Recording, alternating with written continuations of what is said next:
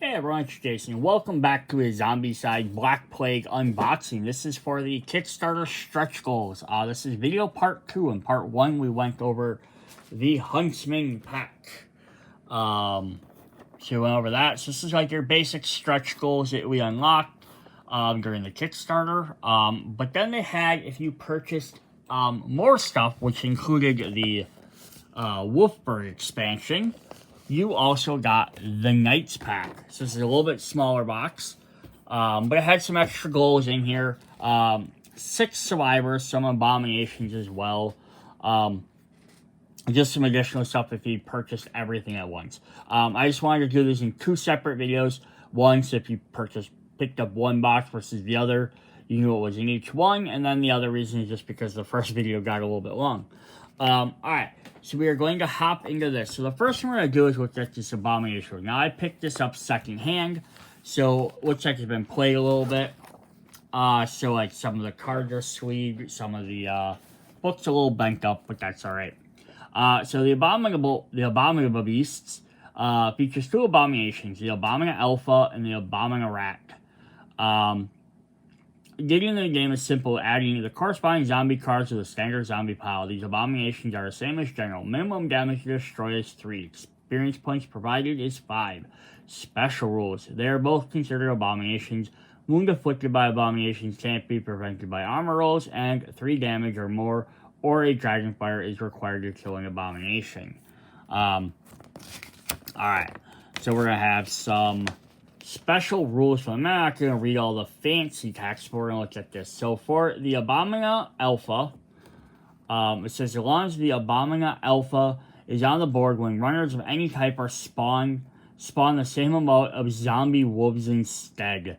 Ooh, wow. Alphas and have 3 actions per game round after all zombies, including the runners, and alphas have gone through their activation in their first round. The runners and Abomina Alphas go through the activation step again using their second activation to attack the survivor with his own or move. Then the Abomina Alphas go through the activation for the 3rd time using their 3rd action to attack the survivor. Alright, so let's take a look at this guy. He is pretty big. Fairly decent size, but yeah, this guy's crazy. So yeah, his special effect is whenever you summon runners, you're going to instead summon wolves. This is definitely why you can see they included this in the... You had to have the expansion with the wolves. Otherwise, this wouldn't have made as much sense. He does have a set of cards for the Abomination. He does get 4 of them. 17 through 20 if you keep track of the numbers. But like all the Abominations, they just say nothing is in blue, otherwise they appear. And then the back is the same as the yellow. Crazy. And just as a comparison for size-wise, there's a regular survivor. So he's like almost twice the size. That is really fun. Let's look at the other one quick. So here is the Abomina Rat. So again, he'll have 5 cards as well. 21 through 24. Same thing. But yeah, look at him. He is quite a bit bigger than a survivor. But yeah, he gets all the pokey bits. Big old tail.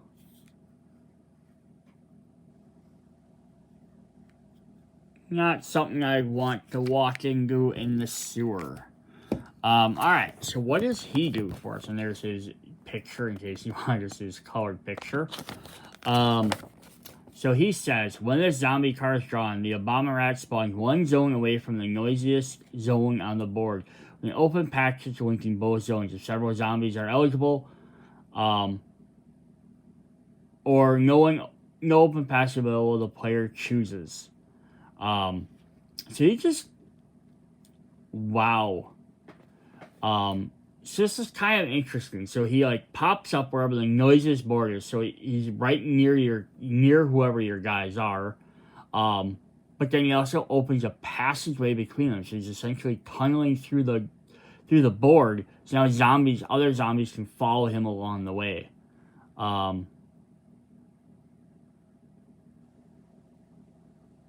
Oh, it just says open passage linking both zones.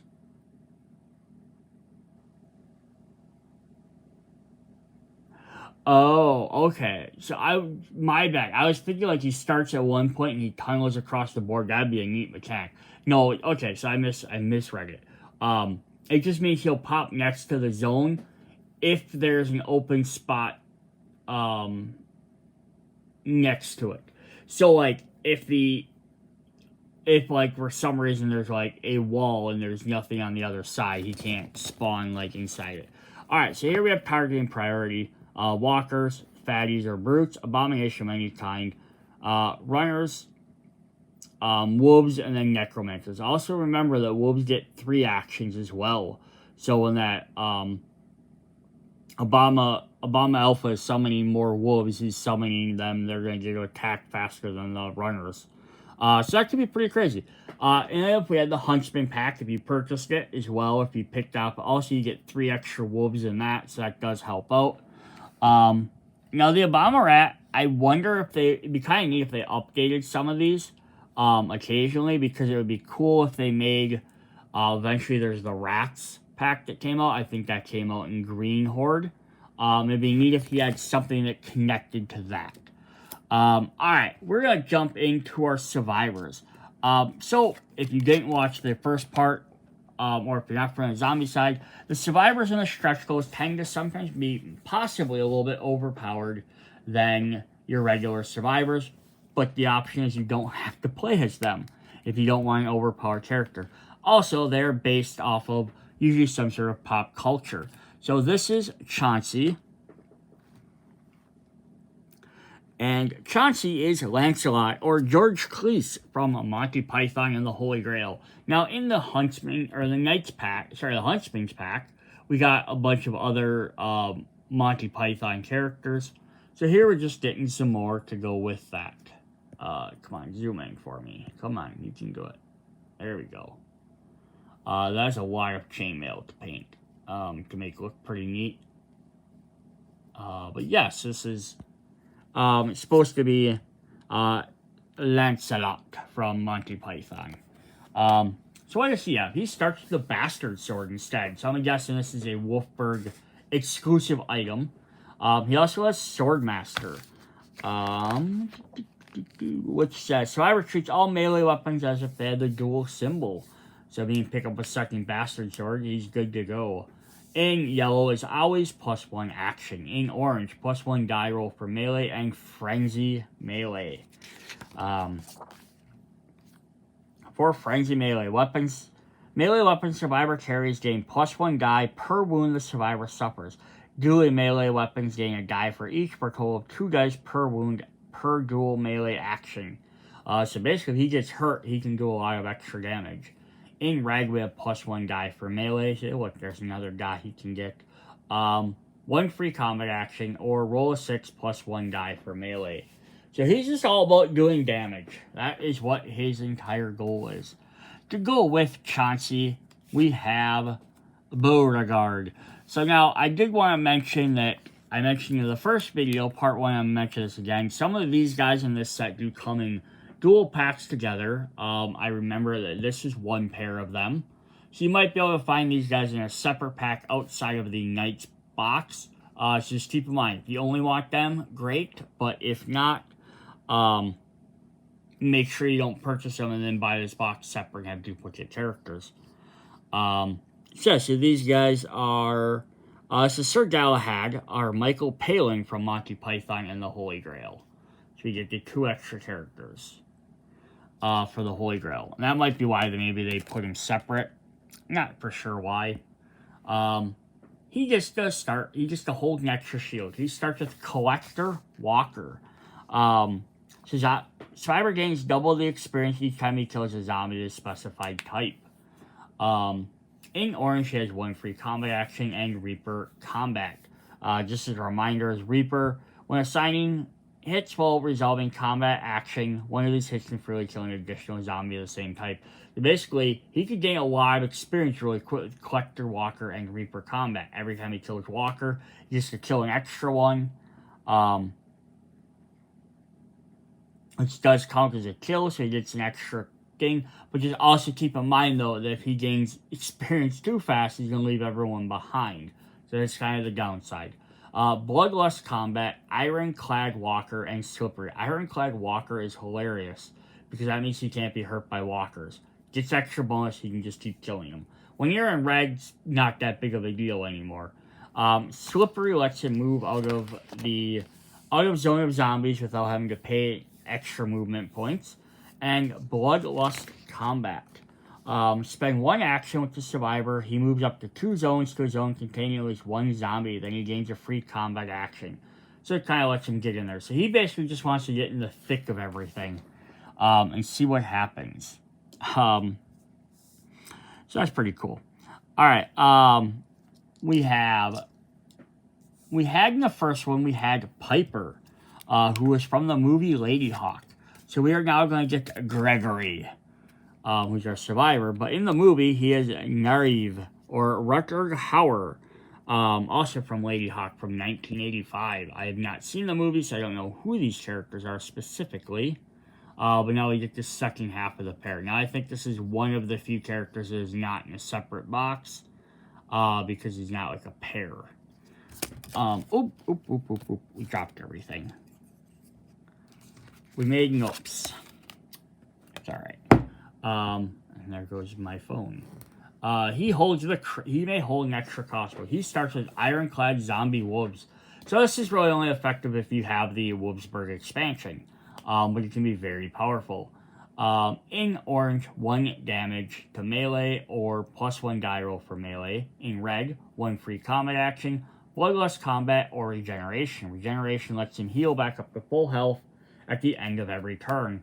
Yeah, he doesn't get hurt by wolves. Again, great guy to have fight up against the Obama Alpha then. And then he'd also get regenerate anyhow, so he can take out some other stuff. So let's turn you around. So that's pretty cool. Alright, up next we have Going. So Going is also one of these interesting ones where people weren't 100% sure who this was supposed to be. Not 1,000%, I guess, but this is supposed to be Connor McLeod of the Clan McLeod, or Christopher Lambert from Highlander. Although some people mentioned maybe possibly Duncan McLeod, who is from the Highlander TV series.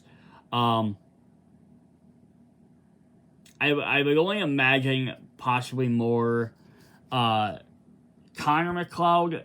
Just, it's one, probably because maybe how he looks, but they might be hard to tell apart. But also because he was also alive during that time period, so it definitely could just be him right from that time period. Awesome. So he gets to hold an extra bastard. He starts with Regeneration, which is perfect for the Highlander, because basically he can't die unless you chop off his head. Holy crap, I just saw the rest of his card. +1 free combat action or +1 die roll for melee. Nice, so he just gets in there. And then he's red, Ironclad, Fatty, Runner, or Walker. So what do you need him to deal with? He can't take damage from it. Then the other ones he's going to regenerate. That's pretty crazy. And then if you can somehow redline it and get all the way back down, and also now he can avoid 2 things. He could just, also like, give him Walker, right? Have him just stand there and take on the walkers. Then give him Runner, right? If you get back around. Your guys can be completing other missions while he's just standing there fighting these guys. He can take them out because they can't hurt him. And they're going to keep focusing on him. They can keep attacking. He just, at that point, have to worry about the other ones. But you could have someone else helping him out as well. But unless, they can't take him out, so they're just going to keep attacking. So that's pretty crazy as well. Alright, we have 2 more survivors to look at. And these are both interesting ones as well. They're all interesting. We're going to look at Dr. Stormcrow to begin with. So Dr. Stormcrow is just a plague bearer. So he's actually not directly based off of anybody. Someone did mention maybe there's a comic book character he was based off of, but they didn't have a specific one in mind. They had an artist listed. But unless the guy was somehow linked is called Stormcrow, I'm not for sure. Look at his little rat attached to his stave. He's got the plague mask. Big old backpack, crossbow. He is set for combat. So yeah, what does he do? He definitely looks almost like a guest artist drawing as well. He gets to hold a dagger for once. He has hold your nose, which we have not actually seen in either video yet. Skill can be used once per combat per turn. Sorry, not per combat, once per turn. The survivor gets a free search action in a zone if he has eliminated a zombie, even if a vault or a street zone in the same game round. Action can only be used to search, and survivor can only search once per turn. So what it does is, instead of having to go into a building and search through the building, he can basically dig through a zombie and try and pull items out of them. So that's actually kind of a fun ability, especially to start with. In orange, one free combat action, or Zombie Link. Zombie Link means every time an extra activation for zombies are drawn, he gets a free turn before those zombies. In red, one free die for combat, one free combat action, or +1 die roll for combat. So you kind of the beginning, you're gonna sort of like kill some guys, try and find some extra weapons while you can be out there fighting guys as well. So that's definitely neat. Then our last one is definitely a comic book character. So if you can guess who it is, this is Scowl. It's the name of this character. So this is Batman. So this is another one of these characters that came in a separate pack outside of the game. I think the Abominations might have came in something, and then it was the 2 Monty Python characters.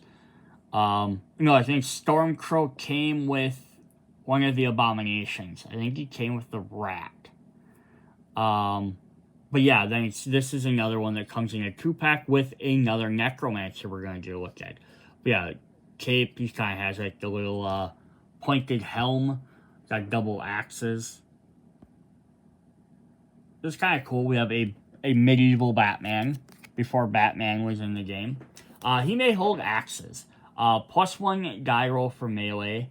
So melee gets stronger. In orange, one free melee action and hit and run. Hit and run, of course, means anytime you take out a zombie, you may make a free move action.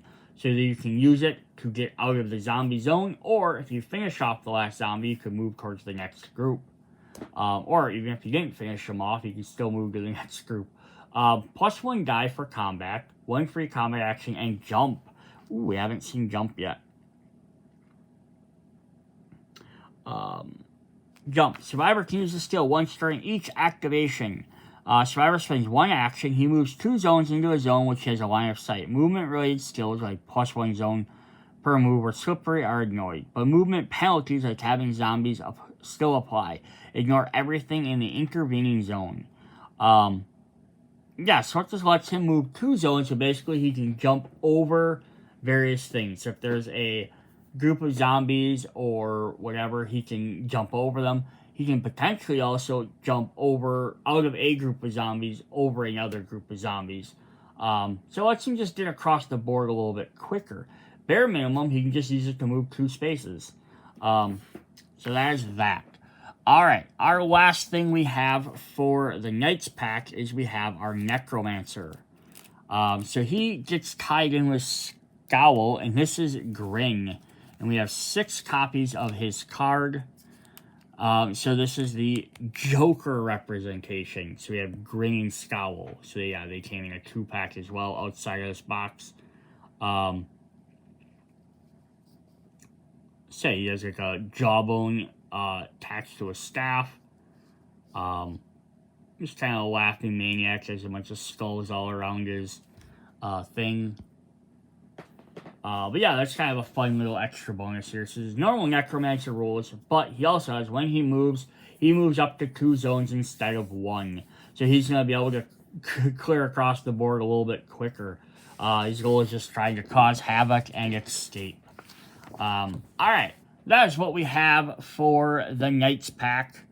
Not as much as the Hunters pack, but it's definitely cool as well. So yeah, if you're interested in picking up these, definitely you can pick them up. You can use them with any version of Zombicide as well. I mean, obviously, play with modders would be different, but if you didn't own Black Plague and you just have Green Horde, or if you have the upcoming, or depending on when you watch this, it might be out by now, the White Death, which is the 3rd series, and you see, hey, you want some extra things, you could definitely go and try and pick these up. They're a little bit expensive because they're Kickstarter stretch goals, but hopefully by watching these 2 videos, you'll see what's in there, see what each character does, and it might persuade you whether you want to pick them up or not.